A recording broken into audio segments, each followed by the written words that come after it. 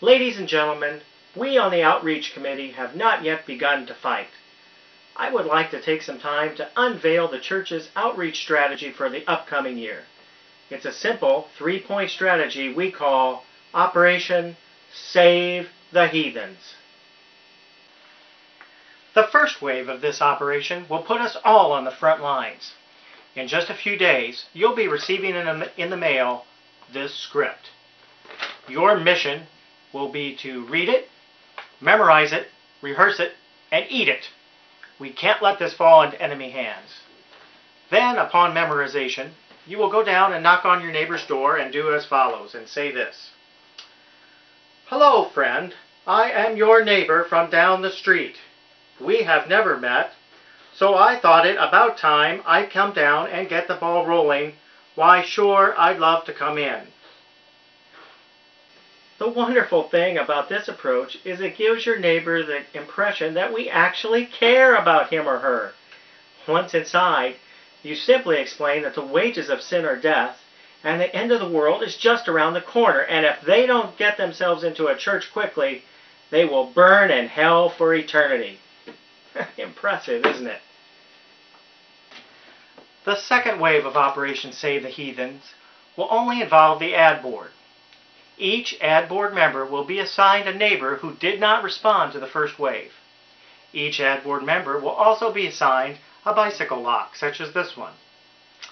Each member will be required to go to the neighbor's yard, chain themselves to the tree in the neighbor's yard, and refuse to leave until that neighbor signs a paper that says, yes, I willingly agree to give my life over to Jesus Christ. Now, I know that sounds like coercion. And it is. The third wave of Operation Save the Heathens I find the most exciting. The Outreach Committee and I are convinced that this will bring in a new era of evangelism. Please, ladies and gentlemen, hold your applause until the end of the unveiling, because I present to you the Leo United Methodist Church F-16 fighter jet.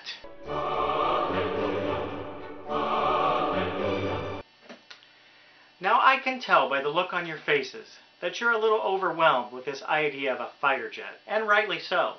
But remember, we'll be able to use this jet for many purposes, the greatest of which will be dropping New Testaments all over northeastern Indiana.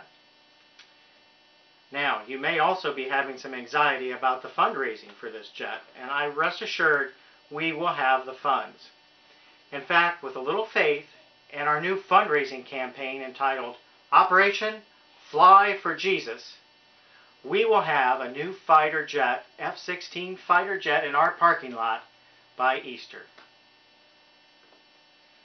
Now perhaps some of you are questioning the need for a jet.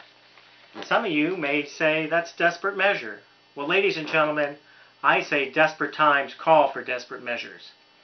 And that's why I want to release to you today a personal dream of mine, and the Outreach Committee doesn't know anything about this. But I'm sure they too will be excited when they see the Leo United Methodist Church tank. With this tank, we will be able to annihilate anybody in our way. And again, let me just say that this is still just a dream of mine, but it's a dream worth having if we are to save the heathens. I thank you.